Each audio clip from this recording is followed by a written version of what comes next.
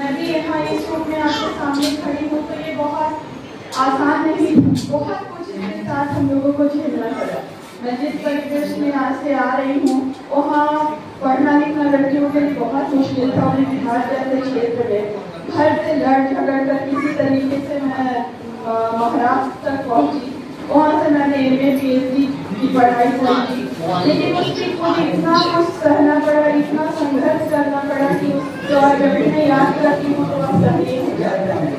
तो आज इस मंच पर बोलना मेरे लिए इतना सुखद है। मेरा भी पहला मौका है जब मैं इस तरीके से बोल रही हूँ और ये आज़ादी मुझे कौशल आजाद सर ने दी है, उसके लिए बहुत बहुत आभार।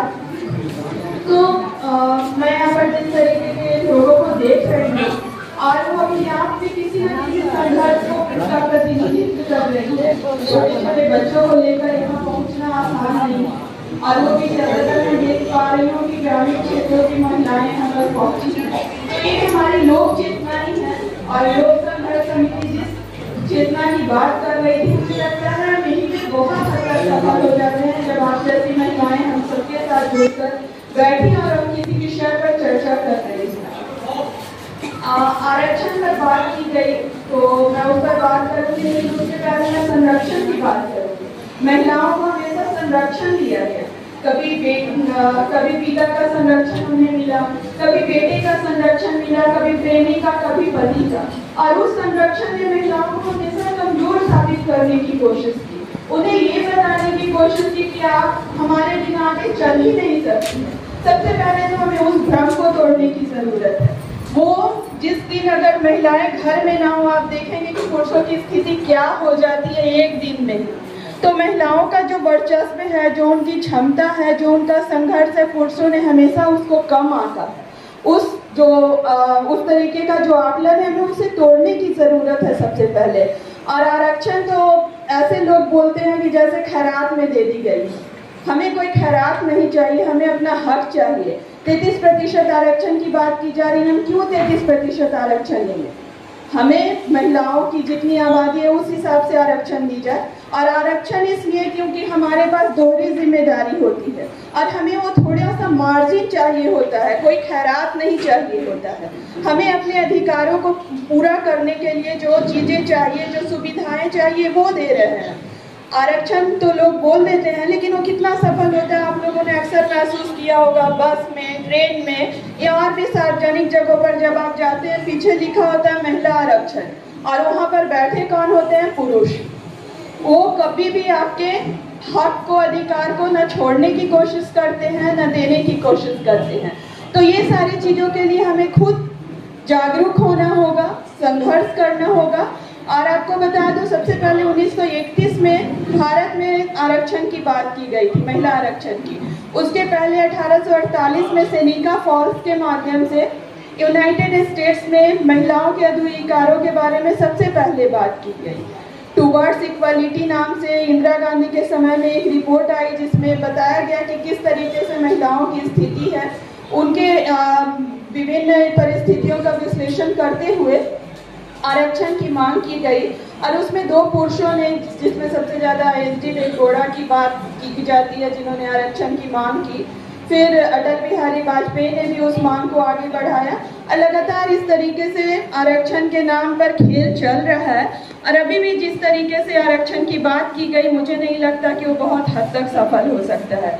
आरक्षण दे भी दिया जा रहा है, तो मैंने जैसा बताया कि आरक्षण को तो दिया जाता है, लेकिन मैं पुरुषों का ऐसा कहना है कि हमारे संरक्षण के बिना आप नहीं आगे बढ़ सकते हैं। तो वहाँ भी पुरुषों के हिसाब से पंचायतों में जिस तरीके से काम हो रहा है आप लोगों ने देखा होगा।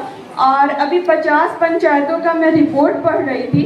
वो स्वतंत्र महिलाएं हैं जो अपने हिसाब से पंचायत को चला रही हैं और बहुत अच्छा काम वहाँ पर हो रहा है। तो मुझे लगता है अगर आप पुरुषों के सहयोग के बिना या पुरुषों के दिमाग से बाहर निकलकर पितृसत्तात्मक सोच से उबर कर अगर आप काम करें तो आप बहुत ही अच्छा कर सकते हैं। क्योंकि जो सोच, विचार, संवेदनशीलता, क्षमता महिलाओं में होती है वो पुरुषों में कम देखी जाती है। मैं ये बिल्कुल नहीं बोलूँगी कि पुरुषों के बिना हम लोग भी सब कुछ कर सकते हैं। बहुत ऐसी चीज़ें हैं जिनमें पुरुषों की ज़रूरत होती है, बहुत सारी ऐसी चीज़ें हैं जहाँ महिलाओं की ज़रूरत होती है पुरुषों को। लेकिन हमें ये बता देना कि हम बिल्कुल असक्षम हैं, हम कमज़ोर हैं, ये कहीं भी मुझे नहीं लगता है कि सही है। हर 4 मिनट में एक डॉरी की महिलाएं, दहेज पीड़ित महिलाओं को जला दिया जा रहा है। हर 16 मिनट में एक बलात्कार की घटना हमारे बीच हो रही है। बहुत सारी लड़कियां इसलिए पढ़ाई छोड़ दे रही हैं क्योंकि सिर्फ वो लड़की हैं। क्या ये हमारे देश में ऐसी परिस्थिति में आरक्षण कारगर हो पाएगा? हमें ये सारी चीज़ें सोचने की ज़रूरत है। हमारे साथ लगातार विवाहेतर बलात्कार किया जाता है, उसके लिए कानून बन रहे हैं। अभी हाल में एक फैसला आया था हाई कोर्ट का कि महिलाएं जो हैं विवाहेतर बलात्कार की बात कोर्ट तक ना लाएं। अगर उन्होंने विवाह किया है तो उन्हें ये सारी चीज़ें करनी पड़ेगी। तो क्या हमारे शरीर पर हमारा जब अधिकार ये सरकार, हमारा ये देश का कानून नहीं देना चाहती है, तो फिर आगे हम किस तरीके से इस तरीके के आरक्षण की नीति को लागू कर पाएंगे? ये हमारे लिए बहुत बड़े विचारणीय प्रश्न है। ये एक बड़ा सवाल है हमारे बीच में। मैं खुद कई जगहों पर जाती हूँ इंटरव्यू वगैरह देने के लिए। अकेली महिला रिप्रेजेंटेटिव के तौर पर मैं होती हूँ, अकेली महिलाओं का प्रतिनिधित्व करती हूँ, लेकिन कभी भी कोई रियायत नहीं दी गई वहाँ पर।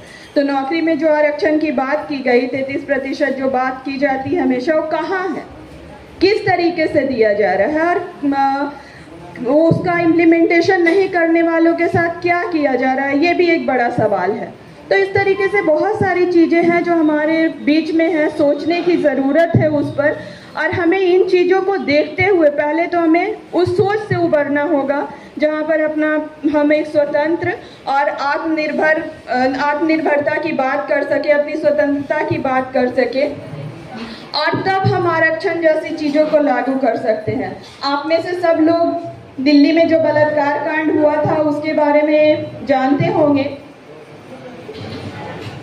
आप लोग मेरी आवाज़ सुन पा रही हैं? सबको मालूम है उस समय एक कानून बना था कि 20 सेकंड से ज़्यादा अगर कोई भी व्यक्ति, कोई भी पुरुष किसी महिला को घूरता है तो उसे कठोर दंड दिया जाएगा। हमारे साथ जब इतने बलात्कार हो रहे हैं, लगातार छेड़खानी हो रही है, छोटी छोटी बच्चियों को नहीं छोड़ा जा रहा है, तो कौन सी कठोर सजा दी जा रही है, ये हमें खुद सोचने की ज़रूरत है। और क्यों सज़ा नहीं दी जा रही है, हम उसके लिए क्यों लाचार हो जाते हैं? पुलिस वालों के पास जाइए तो ऐसे आपके साथ बर्ताव करते हैं जैसे आप ही अपराधी हैं। आपको सहयोग करने के बजाय आपको वहाँ से भगा दिया जाता है, वो आपके साथ बुरा बर्ताव किया जाता है, लेकिन कहीं कोई सुनवाई नहीं। छोटी बच्चियों से लेकर वृद्धाश्रम में जो महिलाएं हैं, सब किसी न किसी यातना के शिकार हैं, और सब कुछ सरकार के सामने है, सब कुछ प्रशासन के सामने। वो सारी चीज़ें कहाँ हो पा रही है कि महिलाओं के सशक्तिकरण की बात सरकार करती है, बेटी बचाओ बेटी पढ़ाओ की बात करती है, बेटी बढ़ाने की बात करती है, लेकिन कहाँ बेटियाँ सुरक्षित हैं? हमें कौन सा अधिकार दिया है इस सरकार ने? हमने जो भी किया अपने संघर्ष से किया। देवी अहिल्याबाई होलकर हो, सावित्रीबाई फुले हो, सब ने अपना संघर्ष किया, कहीं किसी सरकार ने उसमें सहयोग नहीं दिया। आज बाबा साहब भीमराव अंबेडकर ने हमें हिंदू कोड बिल नहीं दिया होता, महिला आरक्षण की बात उन्होंने नहीं की होती, संपत्ति का अधिकार नहीं दिया होता, तो आप और हम यहाँ बिल्कुल नहीं हो सकते थे। मुझे नहीं लगता कि हो सकते थे। हो सकता है आप में से कोई ताकतवर महिलाएं जो बहुत आत्मनिर्भर और आत्मबल से लबरेज महिलाएं हैं, वो यहाँ तक हो सकती थी, लेकिन हर किसी के संभव में ये सारी चीज़ें नहीं थी। तो यहाँ पर जो हम इकट्ठा हुए हैं, मुझे लगता है उन लोगों ने जो योगदान दिया महिलाओं को आगे बढ़ाने के लिए, उसमें हम लोगों को आगे बढ़ने की ज़रूरत है, और वो हमारे भीतर से आएगा। कोई सहयोग नहीं करेगा आपको आगे बढ़ने के लिए।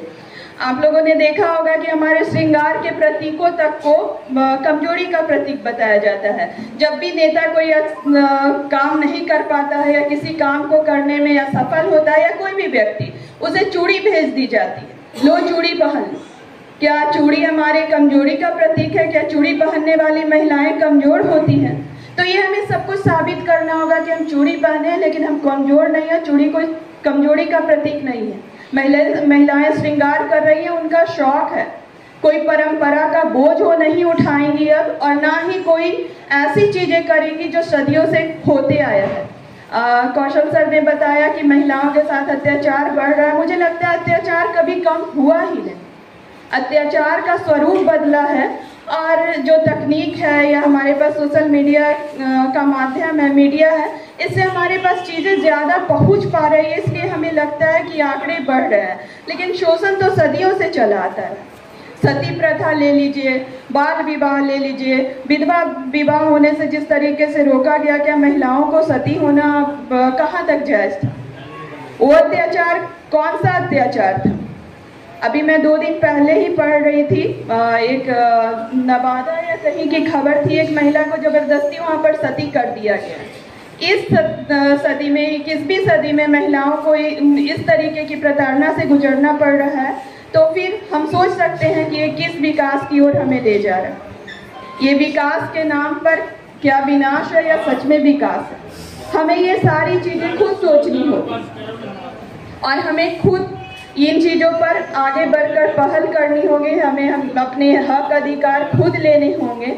और मैं बिहार में राम मनोहर लोहिया जी को अक्सर पढ़ती रही और आगे भी मैं उनका अक्सर उल्लेख करती हूँ। जिस महिलाओं की सशक्तिकरण की वो बात करते थे, वो सदियों पहले वो सारी चीज़ें सोच रहे थे, सारी चीज़ों को वो करने की कोशिश कर रहे थे जो हम आज करना चाहते हैं।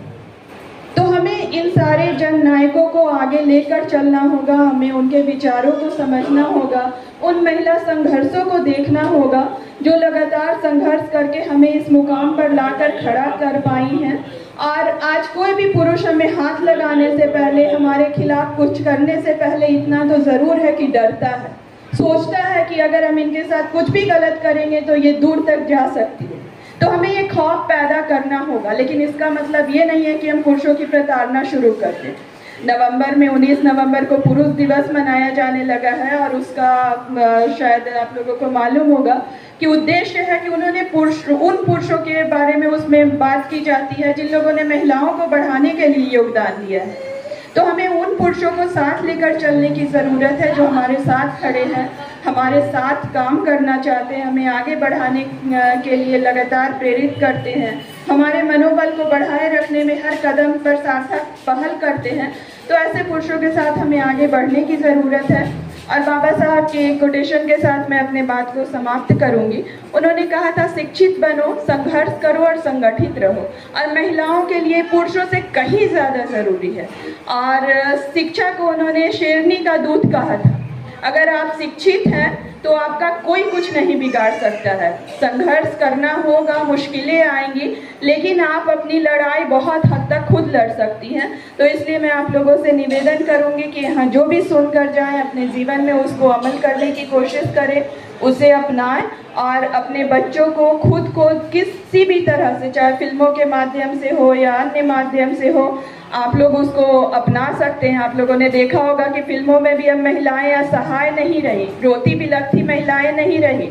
जिन महिलाओं के साथ बलात्कार होता था फिल्मों में, वो जाकर सीधे डुबकी लगाकर अपने आप को समाप्त कर देती थी, आत्महत्याएं कर लेती थी। अब वो ऐसी महिलाएं भी नहीं रही। अब वो अपना बदला लेती हैं, लोगों को सबक सिखाती हैं। तो हम सबको ऐसी महिलाएं बनने की ज़रूरत है, तभी इस महिला आरक्षण की नींव सफल हो पाएगी। या हमारे समाज में जो महिला पुरुष की बराबरी की बात की जाती है, समान सोच की बात की जाती है, वो सारी चीज़ें सफल हो सकती है। अन्यथा कागजों में बहुत कानून है, ये भी कानून सिमट कर उसी में रह जाएगा। धन्यवाद।